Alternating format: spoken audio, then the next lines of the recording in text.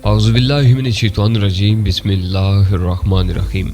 आज तक के मुअज़्ज़ज़ नाज़रीन अस्सलामु अलैकुम।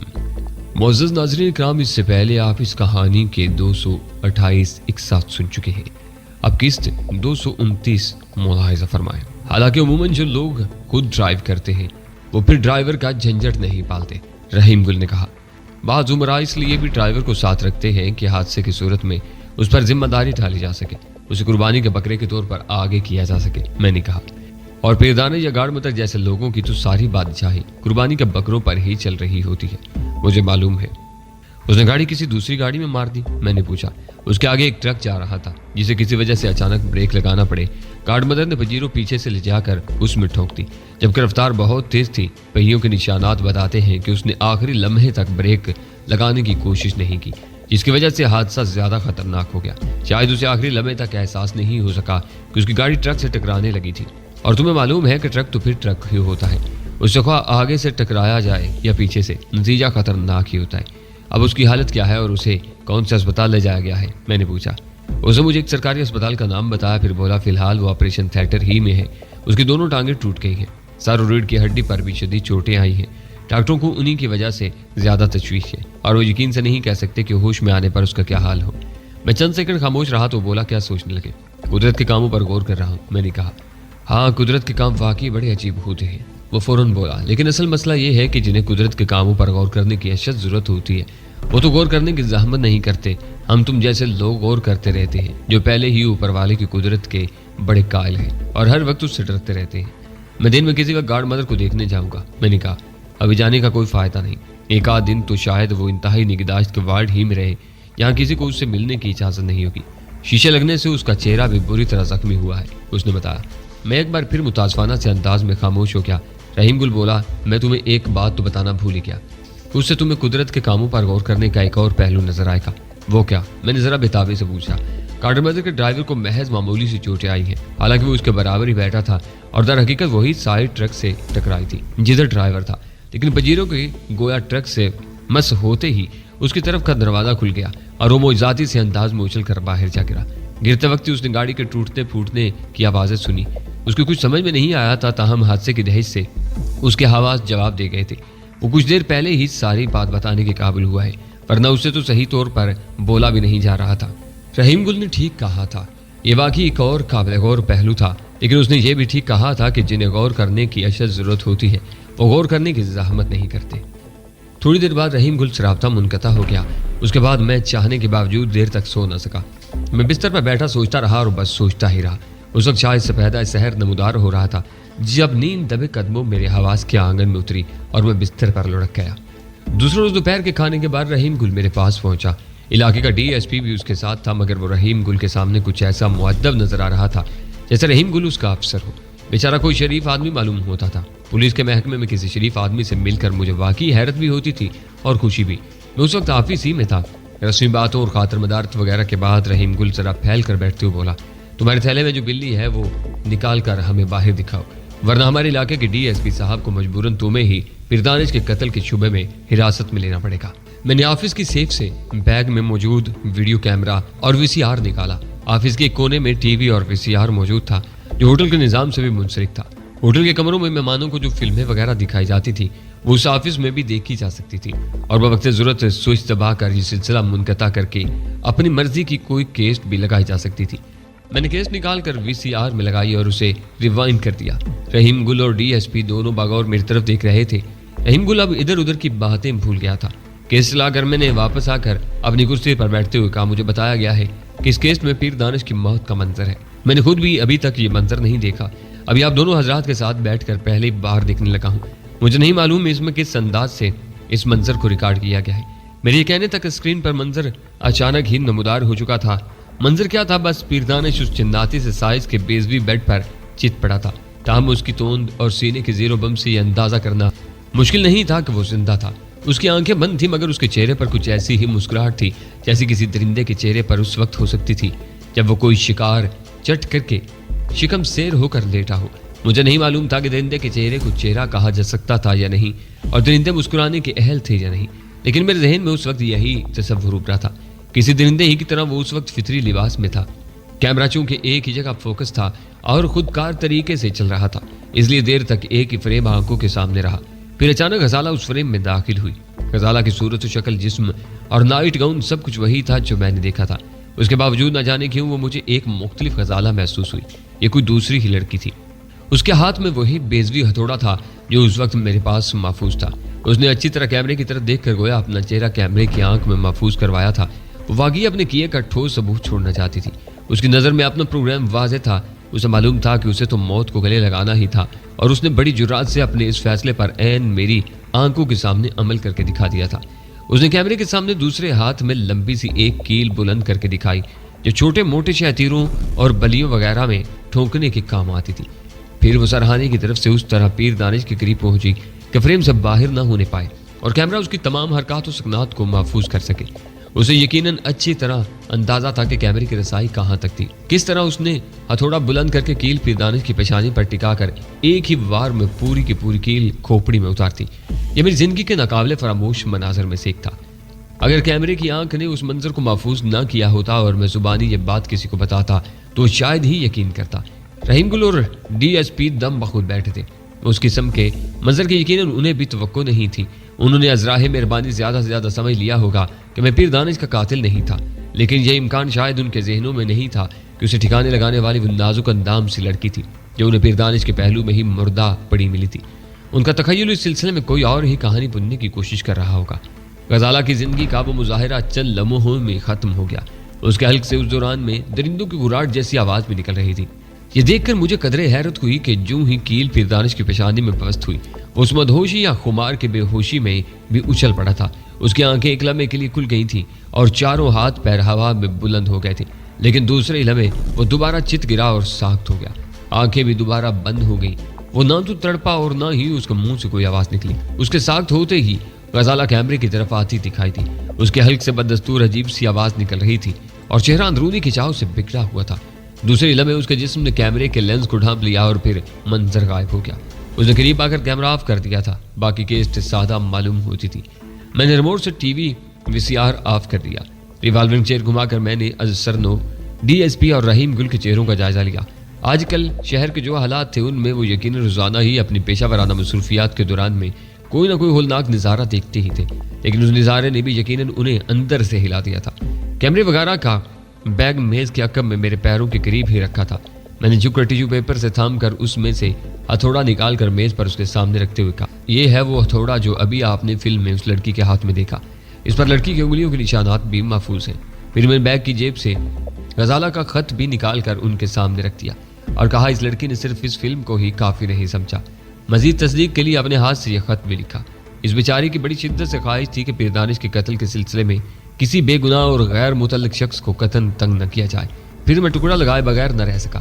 شاید اس بیچاری کو تجربہ تھا کہ ہماری پولیس کیسی ہوتی ہے۔ رحیم گل اور ڈی ایس پی شاید ابھی جھٹکے سے سنبھلے نہیں تھے۔ انہوں نے اس ریمارکس پر کوئی خاص توجہ نہیں دی اور نہ ہی کوئی احتجاج کیا، حتیٰ کہ صفائی پیش کرنے کی بھی کوشش نہیں کی۔ وہ دم بخود بیٹھے ٹکر ٹکر میری طرف دیکھ رہے تھے۔ ان کا یہ شریفانہ رد عمل دیکھ کر میں نے بھی صلح جویانہ لہجے میں کہا، اب میں آپ لوگوں کو بتاتا ہوں کہ میں کس طرح اس لڑکی تک پہنچا اور اس سے میری کیا گفتگو ہوئی۔ ساری بات آپ کی سمجھ میں آ جائے گی۔ آپ کو معلوم ہو جائے گا کہ یہ واقعہ کس طرح پیش آیا۔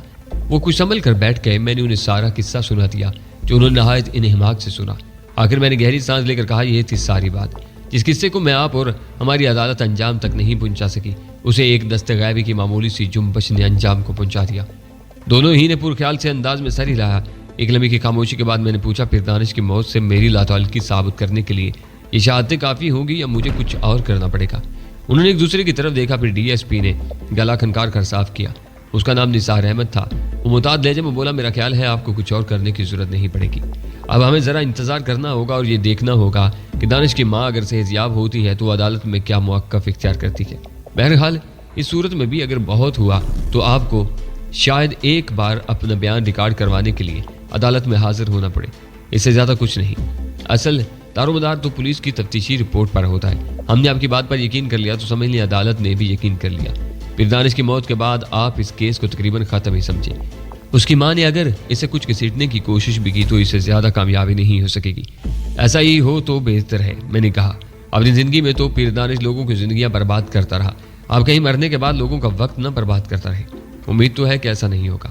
بہرحال دیکھتے ہیں کہ مسز شاہ جی اسپتال سے نکلنے کے بعد کیا کرتی ہیں۔ ڈی ایس پی نثار احمد نے کہا، پھر وہ اٹھتے ہوئے بولا، یہ چیزیں ہم لے جا رہے ہیں، ایک زحمت آپ کو کرنا ہوگی، جو باتیں آپ نے ہمیں بتائی ہیں وہ تحریری شکل میں کارآمد ہوں گی، یہ سب کچھ ہمیں آپ کے بیان کی صورت میں آپ کے دستخطوں کے ساتھ درکار ہوگا۔ عدالت نے ضروری سمجھا تو تصدیق اور اجرا کے لیے آپ کو طلب کر لے گی۔ ٹھیک ہے، میرے وکیل صاحب میرا تحریری بیان آپ کو پہنچا دیں گے، میں نے اس نے رخصت کرنے کے لیے اٹھتے ہوئے کہا۔ اس کے تقریباً 2 ماہ بعد مجھے ایک بار پھر پیر پیلس جانے کا اتفاق ہوا۔ میں رحیم گل اور ڈی ایس پی نثار احمد کے ساتھ گیا تھا، انہیں گارڈ مدر سے کچھ قانونی کاغذات پر دستخط کروانے تھے۔ رحیم گل نے مجھے فون کیا تھا تو اتفاقاً اس بات کا ذکر کر دیا تھا کہ آج اسے گارڈ مدر سے ملنے پیر پیلس جانا تھا۔ تب میں نے خود ہی فرمائش کر دی کہ میں بھی اس کے ساتھ چلوں گا۔ وہ میری طرف آیا تو اکیلا نہیں تھا، ڈی ایس پی نثار احمد بھی اس کے ساتھ تھا۔ میں انہی کی گاڑی میں چلا گیا تھا۔ پیر پیلس کے در و دیوار وہی تھے، مگر وہ ایک بدلا گھر لگ رہا تھا۔ محل نما وہ مکان گویا افسردگی کے غلاف میں لپٹا ہوا تھا۔ ہماری آمد کی اطلاع پر ایک شخص نے گیٹ کھول دیا اور پولیس کا ڈرائیور گاڑی اندر ہی لے گیا۔ اب وہاں آدمی بھی کم نظر آ رہے تھے، جتنے موجود تھے ان کے چہرے مہرے سے بھی اس دبدبے اور تنتنے کا اظہار نہیں ہو رہا تھا جو میں نے پہلے دیکھا تھا۔ ہر چیز جوں کی توں تھی، پھر بھی مکان اجاڑ سا لگ رہا تھا۔ نہ جانے وہ کون سی غیر مرئی چیز تھی جو اجڑ گئی تھی۔ ہمیں گارڈ مدر کو اپنی آمد کی اطلاع بھجوانے کی ضرورت پیش نہیں آئی، وہ سامنے لان پر ہی موجود تھی۔ وہ وہیل چہر پر تھی، اس کی دونوں ٹانگوں پر گھٹنوں سے اوپر تک اب بھی پلاسٹر چڑھا ہوا تھا۔ یہ پلاسٹر اس کی ٹانگوں پر تیسری مرتبہ چڑھایا گیا تھا۔ اس کی ٹانگوں کے 3 آپریشن ہو چکے تھے، مگر نہ تو ٹانگوں کے ان ٹکڑوں کو صحیح طور پر جوڑا جا سکا تھا جو ریزہ ہو گئے تھے، اور نہ ہی ان میں اسٹیل کی راڈ فٹ ہو سکی تھی جس سے یہ امید رکھی جا سکتی تھی کہ وہ کچھ عرصہ کے بعد چلنے کے قابل ہو سکے گی۔ اس کے وکیلوں نے اسے مشورہ دیا تھا کہ وہ سرجنوں پر کیس کر دے کہ اس کا علاج ٹھیک طرح نہیں کیا گیا تھا۔ اس پر سرجنوں نے بڑا عجیب و غریب جواب دیا تھا۔ انہوں نے خود مطالبہ کیا تھا کہ جلد از جلد اس مشورے پر عمل کیا جائے، اور اگر کسی عدالت میں یہ ثابت ہو گیا کہ کسی دوسرے ترقی یافتہ ملک میں بھی اس کی ٹانگوں کے اس سے بہتر آپریشن ممکن تھے تو وہ پریکٹس چھوڑ دیں گے۔ تاہم گارڈ مدر نے اس جواب سے پہلے ہی مقدمے بازی وغیرہ سے منع کر دیا تھا۔ اس حادثے سے اس کے جسم میں ہی نہیں، اس کے ذہن میں بڑے انقلابات آئے تھے۔ ایسا معلوم ہوتا تھا کہ اس نے قسمت پر شاکر رہنا سیکھ لیا تھا۔ ہم جب اس کے قریب پہنچے تو اس کی حالت زیادہ واضح طور پر دیکھ کر مجھے ایک شدید جھٹکا سا لگا۔ حادثے کے بعد میں پہلی بار اسے دیکھ رہا تھا۔ اب وہ ایسی عورت دکھائی نہیں دے رہی تھی جس کے ساتھ گارڈ مدر کا لقب موضوع محسوس ہوتا، یہ محض مبالغہ آرائی معلوم ہوتی تھی۔ وہ ایک ٹوٹی پھوٹی شکست خوردہ اور قابل رحم عورت تھی۔ ان 2 مہینوں میں اس کا وزن جانے کتنا کم ہو چکا تھا۔ وزن کم ہونا تو اس کے حق میں شاید بہتر ہی رہا، لیکن اس سے اس کی شخصیت بدل کر رہ گئی تھی۔ صرف یہی نہیں، چہرے پر زخموں کے نشانات نے رہی صحیح کسر پوری کر دی تھی اور اسے بالکل ہی ناقابل شناخت بنا دیا تھا۔ اس کی گردن ذرا ٹیڑھی ہو گئی تھی جس کی وجہ سے سر ایک طرف کو جھک گیا تھا۔ اس وقت گو کہ وہ گردن میں مخصوص سرجیکل کالر پہنے ہوئے تھی، اس کے باوجود سر ایک طرف کو ذرا جھکا ہوا ہی دکھائی دے رہا تھا۔ ہم اس کے قریب پہنچے تو وہ چند سیکنڈ خالی نظروں سے ہماری طرف دیکھتی رہی، کوئی پہچاننے کی کوشش کر رہی ہو۔ میرے خیال میں وہ ہمیں پہچان تو چکی تھی، بس یہ شاید اس کی عدم دلچسپی کی انتہا تھی۔ اس کے سامنے بہت سی لان چیئرز موجود تھی۔ اگر اس نے بائیں ہاتھ سے ہمیں بیٹھنے کا اشارہ کیا کیونکہ وہ اب بول بھی نہیں سکتی تھی، اس کی قوت گویائی چاہتی رہی تھی۔ میں گو کے حادثے کے بعد اسے دیکھنے نہیں جا سکا تھا، لیکن مجھے اس کے بارے میں ہر خبر ملتی رہی تھی۔ اس کی ٹانگوں کے بارے میں سرجنوں کا کہنا تھا کہ اگر کسی معجزے کے تحت ہڈیاں صحیح طور جڑ جاتی تب بھی کوئی فائدہ نہیں تھا، کیونکہ ریڑھ کی ہڈی کی چوٹ کی وجہ سے اس کا نچلا دھڑ مفلوج ہو چکا تھا۔ وہ اب بیرون ملک علاج کرا لیتی تب بھی چلنے کی قابل نہیں ہو سکتی تھی۔ البتہ اس کے چہرے پر زخموں کے نشانات کچھ عرصے بعد کاسمیٹک سرجری کے ذریعے کافی حد تک ٹھیک کیے جا سکتے تھے۔ اب یہ نہیں کہا جا سکتا تھا کہ اسے یہ نشانات دور کرانے سے بھی دلچسپی رہی تھی یا نہیں۔ ہم بیٹھ چکے تو اس نے ملازم کو اشارہ کیا جو قریب ہی ہاتھ باندھے کھڑا تھا۔ ملازم ہم سے پوچھنے لگا، آپ لوگ کیا کھانا پینا پسند کریں گے؟ کچھ بھی نہیں، کسی تکلف کی ضرورت نہیں، ہم صرف چھوٹے سے سرکاری کام سے آئے ہیں، رحیم گل بولا۔ پھر گارڈ مدر سے مخاطب ہوا، پیر دانش کی موت کے بعد سرکار نے اس کے خلاف قائم کیے گئے مقدمات ختم کرنے کا فیصلہ کیا ہے۔ تاہم اگر آپ یہاں اس کا کوئی اور قریبی رشتہ دار اسے بعد از مرگ بری کرانے کے لیے مقدموں کی پیروی کرنا چاہے تو کر سکتا ہے، آپ کا کیا ارادہ ہے؟ گارڈ مدر نے اپنی وہیل چیئر کے ہتھے پر رکھے ہوئے چھوٹے سے نوٹ پیڈ پر بائیں ہاتھ سے کچھ لکھا اور کاغذ پھاڑ کر رحیم گل کی طرف بڑھایا۔ اس پر شکستہ اور ٹیڑھے میرے الفاظ میں لکھا تھا، مجھے اب ان باتوں سے کوئی دلچسپی نہیں، میں کچھ نہیں کرنا چاہتی، بہتر اب اس قصے کو ختم کر دو۔ رحیم گل نے اس بات میں سر ہلایا اور ایک فائل کھول کر اس کی طرف بڑھاتے ہوئے ایک ٹائپ شدہ عدالتی کاغذ پر انگلی رکھی۔ اس صورت میں آپ کو اس پر دستخط کرنا ہوں گے، وہ ملائموں سے بولا۔ آپ چاہیں تو اسے پڑھ لیں یا اپنے وکیلوں کو بلا لیں۔ گارڈ مدر نے وکیلوں کو بلانا تو درکنار اس کاغذ کے مندرجات پر نظر ڈالنے کی بھی زحمت نہیں کی اور لرزتے ہوئے بائیں ہاتھ سے دستخط کر سیٹ دیے۔ رحیم گل نے بغور دستخط کا جائزہ لیا، پھر اسی فائل کے ایک اور کاغذ کو دیکھ کر غالباً گارڈ مدر کے دوسرے دستخط سے موازنہ کیا۔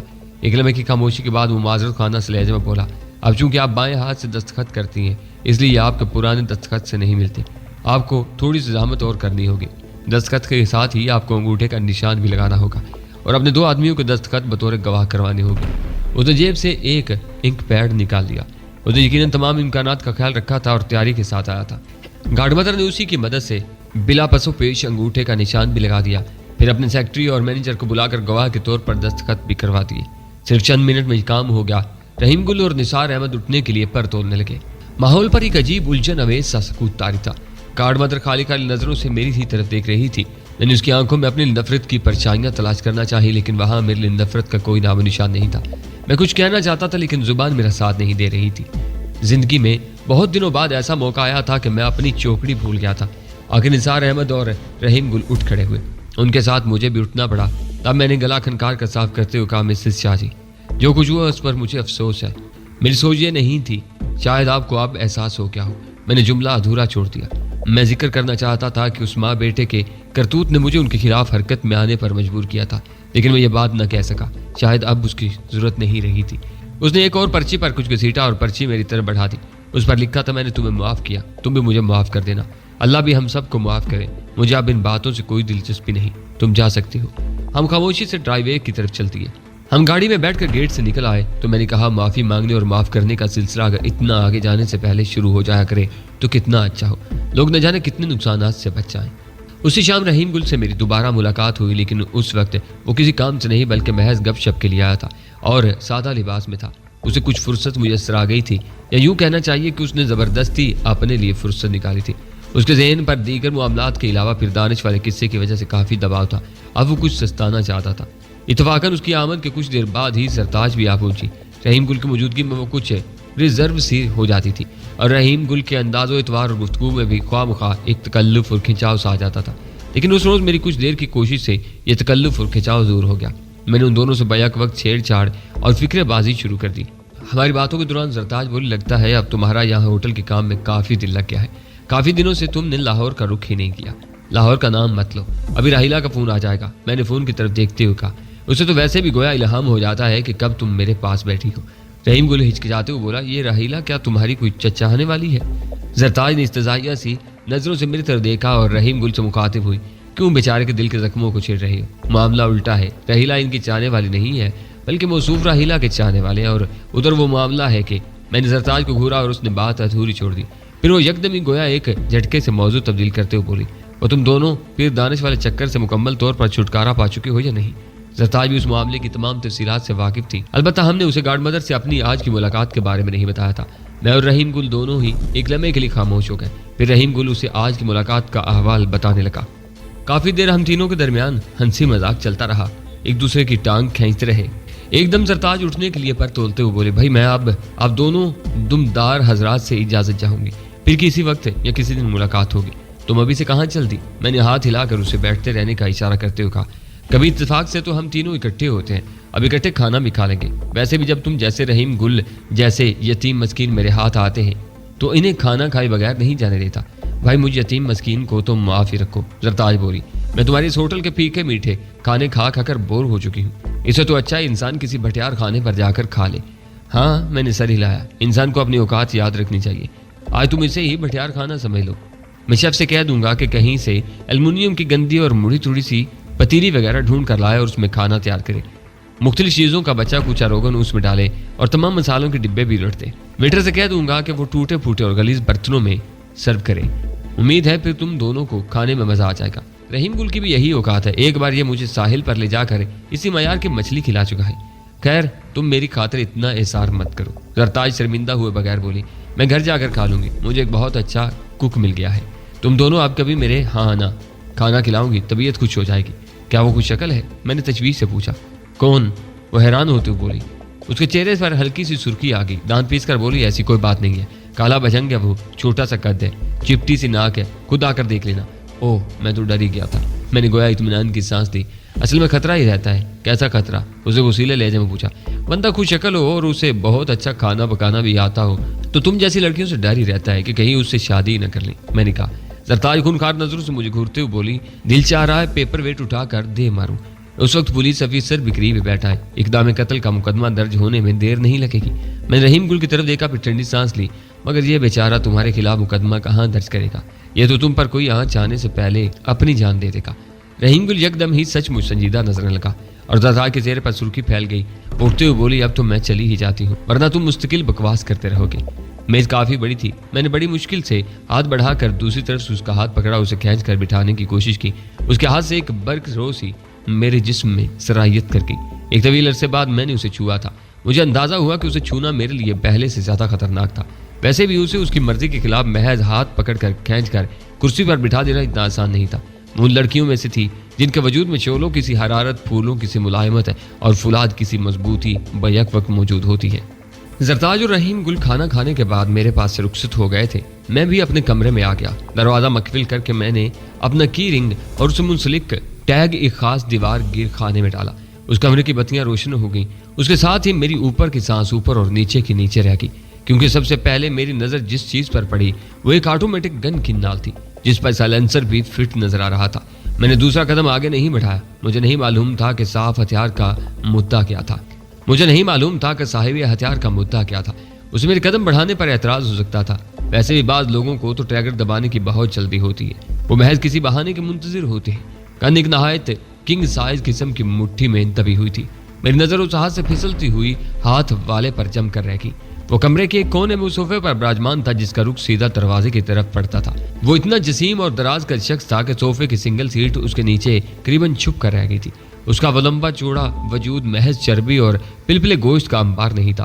वो वर्जिशी जिस्म का मालिक था। उसकी उम्र 45 के करीब थी और वो ढीले ढाले मगर नहायत उम्दा सूट में था। तहम मेरे लिए उसकी जिस्मानी साख्त का अंदाजा करना मुश्किल नहीं था। उसने यकीनन नौजवानी में सख्त मेहनत, मुशक्कत या वर्जिशें की थी जिनके असरात अभी तक बाकी थी, और कोई बाइद नहीं था कि वो अब भी जान को तकलीफ देता हो, मगर अब जिस्म काबू से कुछ बाहर हो चला था। उसका सुर्ख सफेद चेहरा सवार था और वो पलकें झपकाए बगैर मेरी तरफ देख रहा था। मुझे देखकर कदरे इत्मीनान हुआ कि उसकी आंखें किसी तेज और तरार आदमी की आंखें नहीं थी। वो ताकतवर जरूर नजर आ रहा था, लेकिन उसका जहन शायद ज्यादा तेजी से हरकत नहीं करता था। बहुत इंतजार करवाया आपने अफजल साहब, वो भारी और गूंजीली आवाज में बोला। आवाज उसके वजूद से मुनासबत रखती थी, वरना मैंने हाथी जैसे डेल ढोल के ऐसे लोग भी देखे थे जिनके हल्क से मुनमुनाती हुई बारीक सी आवाज बरामद होती थी। उसका लहजा भी कुछ ऐसा तंजिया नहीं था, लेकिन हाथ में साइलेंसर लगी एक नहायत जदीद किस्म की गन बहरहाल मौजूद थी, जिसकी वजह से मैं अपना दोस्त तो शुमार उसे नहीं कर सकता था। मुझे मालूम नहीं था कि आप मेरा इंतजार कर रहे हैं सूरे वाला, वरना मैं इससे पहले आपकी खिदमत में हाजिर हो जाता। मैंने इस्तिज़ाहिया लहजे में कहा और कदम नहायत एहतियात से आगे बढ़ा। उसने मेरे आगे आने पर एतराज नहीं किया था। हम उसकी चौड़ी पेशानी पर शिकने ऊपर आई। शायद उसे मेरा लहजा पसंद नहीं आया था। मैंने मजीद एक कदम आगे बढ़ाया। उसने तब भी कोई एतराज नहीं किया। उसने मुझे हाथ उठाने का भी हुक्म नहीं दिया था, लेकिन उसके नर्म रवैये का कोई फौरी फायदा नहीं नजर आ रहा था, क्योंकि मेरे पास उस वक्त कोई हथियार नहीं था। मैं अपनी गन नीचे ऑफिस ही की दराज में छोड़ाया था। मेरे कमरे में भी वार्डरोब के एक खाने में और मेरे बेड के सराहने मैट्रेस के नीचे एक एक गन मौजूद थी। हत्ता कि मेरे बाथरूम के कैबिनेट में भी एक गन रखी रहती थी। लेकिन जिस तरह अचानक उस शख्स से सामना हुआ था, उसकी वजह से अब कोई भी गन मेरी रसाई में नहीं थी और तीनों फिलहाल मेरे लिए बेकार थी। यह भी मुमकिन था कोई शख्स उन्हें तलाश करके कब्जे में ले चुका हो। मैं छोटे छोटे कदम बढ़ाता कमरे के वस्त में पहुंच चुका था। तब उसके बेलचा नुमा हाथ में खफीफ सी हरकत पैदा हुई। गन का रुख मेरे पेट से नीचे की तरफ हो गया। बस अब मजीद आगे मत आना। उसने गोया मुझे दी हुई राहत खत्म करने का ऐलान किया। जेब में हाथ डालकर यहाँ इधर उधर भाग कर कोई पिस्तौल या रिवाल्वर वगैरह भी निकालने की कोशिश मत करना। ऐसी भागदौड़ फजूल होगी। तुम्हारी तीनों गन्ने मेरे कब्जे में हैं। मैं तवील सांस लेकर रह गया। मेरा अंदाजा ठीक ही निकला था। ताहम मेरा ये अंदाजा शायद ठीक नहीं था कि वो जहनी तौर पर कुछ सुस्त वाक़ हुआ था। उसे कमरे में आने के बाद महज मेरे इंतजार में वक्त बैठ कर ज़ाया नहीं किया था और इधर उधर छुपा हुआ पिस्टल, रिवाल्वर वगैरह ढूंढ निकाला था। सुस्त देन वाले के अपने हाथ में गन हो तो फिर वो इस किस्म की जहमत की जरूरत महसूस नहीं करता। उसका ख्याल में उसका अपना मुसल्ला होना ही काफी होता है। वो दूसरे खतरात को खातर में नहीं लाता। मैंने अपने उस अंदाजे की तुसी करते हुए एक और अंदाजा लगाने की कोशिश की कि मेरी गन्ने उसने कहाँ छुपाई थी। उसके जिस्म पर खैमा नुमा सूट था जिसकी जेबें कुछ फूली फूली दिखाई दे रही थी। मुमकिन था उसने गन्ने जेबों में रख ली हूँ, लेकिन यह भी हो सकता था कि उसने इतना वजन उठाने के लिए उन्हें अपने लिबास में ठोसना पसंद न किया हो, खसूसन जबकि उसके पास अपनी गन भी मौजूद थी। शायद उसने गन्ने कमरे में कहीं और छुपा दी हूँ। آپ کی تعریف؟ میں نے ملاحمت سے پوچھا۔ مجھے جان کر کیا کرو گے افضل میاں، میں بڑا غیر اہم سا آدمی ہوں۔ وہ بزرگانہ لہجہ میں بولا۔ بڑی خوشی ہوئی آپ سے مل کر، میں نے مسکراتے ہوئے کہا۔ پہلے آدمی ہیں جو گن ہاتھ میں ہوتے ہوئے بھی اپنے آپ کو غیر اہم کہہ رہے ہیں، ورنہ آج کل تو کسی کے ہاتھ میں گن ہو اور سامنے والا نہتھا ہو تو وہ سمجھتا ہے کہ اس سے زیادہ اہم آدمی دنیا میں کوئی نہیں ہے اور اسے زندگی موت کا اختیار مل گیا ہے۔ یہ بڑی بڑی باتیں ہیں، تم جیسے بڑے بڑے آدمی ہی بڑی بڑی باتیں سوچ سکتے ہیں افضل میاں، میں تو چھوٹا سا آدمی ہوں، چھوٹی چھوٹی باتیں سوچتا ہوں۔ بڑی سادگی سے بولا۔ تم چھوٹے سے آدمی ہو؟ میں نے آنکھیں پھاڑتے ہوئے اس کی طرف نظر ڈالی کہ اسے خود بھی اپنی غیر معمولی جسامت کا احساس ہو جائے۔ اب میں نے بھی اسے آپ کے بجائے تم سے ہی مخاطب کرنا ضروری سمجھا۔ اگر تم چھوٹے آدمی ہو تو پھر بڑا آدمی کسے کہتے ہیں؟ مجھے ایک موہوم سی امید تھی کہ شاید میری نظروں کی تقلید میں وہ خود بھی اپنے سراپا پر نظر ڈالے، یوں ایک لمحے کے لیے اس کی نظر مجھ پر سے ہٹ جائے اور مجھے اس پر چھلانگ لگانے کا موقع مل جائے۔ وہ ایسا غیر محتاط ثابت نہیں ہوا، اس کی نظر مجھ پر سے نہیں ہٹی، البتہ اس نے ایک بلند آہنگ اور گنجیلا سا کہکا لگایا جس سے بھاری بھرکم صوفہ بھی لرز کر رہ گیا۔ اب تو مجھے لفظوں کا چکر دینے کی کوشش نہ کرو افضل میاں، کہہ تھمنے پر وہ بولا۔ میں چھوٹا آدمی ضرور ہوں لیکن بے وقوف نہیں ہوں، مجھے معلوم ہے جسم بڑا ہونے سے انسان بڑا نہیں ہو جاتا۔ پھر بڑے آدمی کیسے ہوتے ہیں؟ میں نے پوچھا۔ میں اسے باتوں میں لگا کر کچھ کر گزرنے کا کوئی موقع تلاش کر رہا تھا۔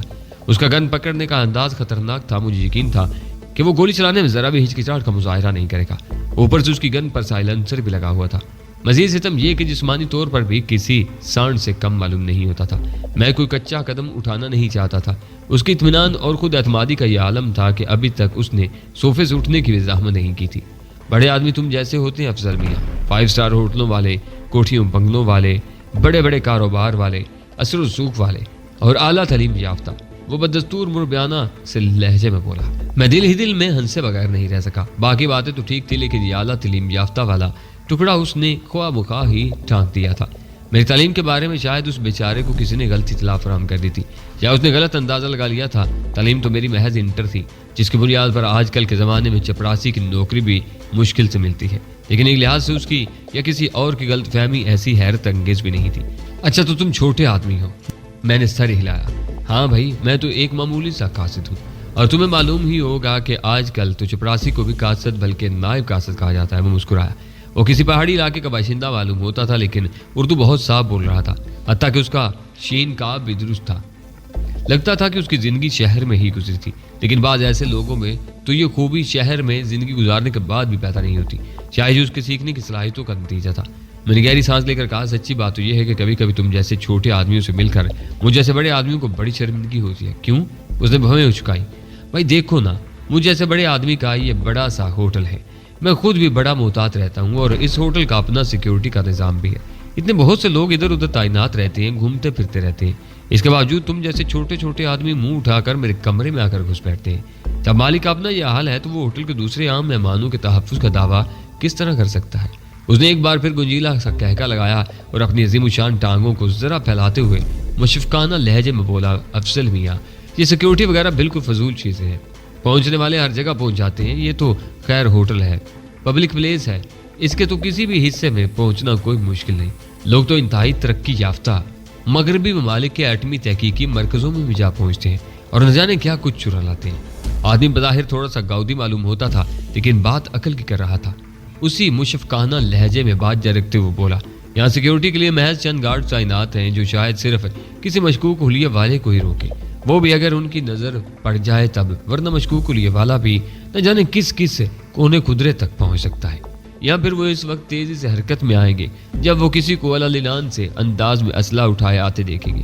میں تو حلیے سے اچھا بھلا معزز آدمی نظر آتا ہوں اور ظاہر ہے میں چھوٹی سی گن کی نمائش کرتا ہوا بھی ہوٹل میں داخل نہیں ہو سکتا تھا کیونکہ میرا ذہنی توازن خراب نہیں ہے، لیکن جسمانی توازن کچھ خراب لگتا ہے۔ میں نے لقمہ دیا۔ وہ خوش دلی سے ہنسا، وہم ہے تمہارا، میں اب بھی نوجوانوں سے زیادہ فٹ ہوں، روزانہ 2 گھنٹے ہیلتھ کلب میں سخت ورزش کرتا ہوں۔ اس کی پہلی بات جیسے مکمل نہیں ہوئی تھی اور اسے اطمینان نہیں ہوا تھا۔ وہ دوبارہ اسی طرف آتے ہوئے بولا، بات سیکیورٹی کی ہو رہی تھی، میں تو ایسی جگہوں پر بھی جا چکا ہوں جہاں بہت زبردست اور جدید قسم کے حفاظتی آلات نصب تھے، اور یہ میں یہاں کی نہیں، امریکہ، انگلینڈ، دبئی وغیرہ کی بات کر رہا ہوں۔ میں نے تو ان ملکوں میں بھی جہاں جانا چاہا، یا یوں کہو کہ جہاں بھی مجھے بھیجا گیا میں ہر حال میں وہاں ہو کر آیا، خواہ وہاں کسی بھی قسم کے حفاظتی انتظامات موجود تھے बहुत खूब, गोया फॉरन क्वालिफाइड हो। मैंने सर हिलाया। बिल्कुल बिल्कुल। वो खुश दिली से एक बार फिर हंसा और एक लम्हे के तवक्कुफ से बोला, कुछ साइंसदान और इंजीनियर्स बैठे सिक्योरिटी के आलात ईजाद करते रहते हैं और कुछ साइंसदान इंजीनियर्स वगैरह बैठे उनका तोड़ ईजाद करते रहते हैं। बिल्कुल इसी तरह जैसे कुछ साइंसदान बैठे तबाहकुन हथियार ईजाद करते रहते हैं और कुछ साइंसदान उनका मुकाबला करने वाले हथियार ईजाद करते रहते हैं। दुनिया में दोनों की डिमांड रहती है और बनी नूं इंसान दोनों ही को खरीदने में खर्च हो जाता है, इसलिए गुलशन का कारोबार चलता रहता है। यार तुम तो ठीक ठाक साहिब दिमाग किस्म के आदमी मालूम होते हो। माफ करना, मैं तो तुम्हें यूं ही बांगड़ू किस्म की चीज समझा था, मैंने तसीन अवेज लहजे में कहा और साथ ही जरा आगे खिसकने की कोशिश की। उसके गन वाले हाथ को फौरन खफीफ सा झटका लगा और उसके तासरात यकदम बदल गए। नहीं भाई, ये नहीं होगा। मुझे मक्खन लगा कर मेरी शराफत का नाजायज फायदा उठाने की कोशिश मत करो, जहाँ हो वहीं रुके रहो। मैंने गहरी सांस लेकर जिस्म ढीला छोड़ दिया। अच्छा तो फिर मुझे अपनी शराफत से जायज फायदा उठाने का मौका दो और ये बता दो कि तुम यहाँ किस लिए पाए जा रहे हो, किस मकसद से आए हो। हाँ ये माकूल सवाल है, उसने बताने से अपना बड़ा सा सर हिलाया। लेकिन इससे पहले मैं मुआवजत करूंगा, यानी मजीद शराफत का मुजाहरा करूंगा। उम्मीद है तुमने इसलिए मेरे यहाँ पाए जाने का बुरा नहीं मनाया होगा। मैंने एक ठंडी सांस लेकर कहा, शराफत के इस मुजाहरे पर तो मैं जान भी दे सकता हूँ, लेकिन मैं तुम्हारी जान लेने नहीं तुम्हें लेने आया हूँ। वो मुस्कुराते हुए बोला, ओ मेरे खुदा। मैंने आंखें फैलाई। तुम्हारा अंदाज तो बिल्कुल ऐसा है जैसे किसी की डोली ले जाने की बात की जाती है। हाँ तकरीबन यही समझ लो। वो गोया तशबीह से महजूज होते हुए बोला, फर्क बस ये है कि डोली की जगह कार होगी और सजी बड़ी किसी नाजुक अंदाम दुल्हन की जगह तुम जैसा बेहुदा लंबा तड़ंगा मुआ मरदूद होगा। शहनाइयों की जगह गोलियों की तड़तड़ाहट भी गूंज सकती है अगर तुमने कुछ गड़बड़ की। फिर वो उठने के लिए पर तोलते हुए बोला, क्या ख्याल है अब चला जाए? माना कि तुम्हारे हाथ में गन है बड़े भाई, फिर भी मेरी डोली ले जाना इतना आसान तो मत समझो, ये तो मेरी तौहीन है। कम अज कम कुछ तो सियाह को सबाक का हवाला दो, कुछ तो अपना जोग्राफिया बयान करो। आखिर तुम कौन हो, कहाँ से आए हो, मुझे कहाँ और क्यों ले जाना चाहते हो? मैंने नरमी से कहा।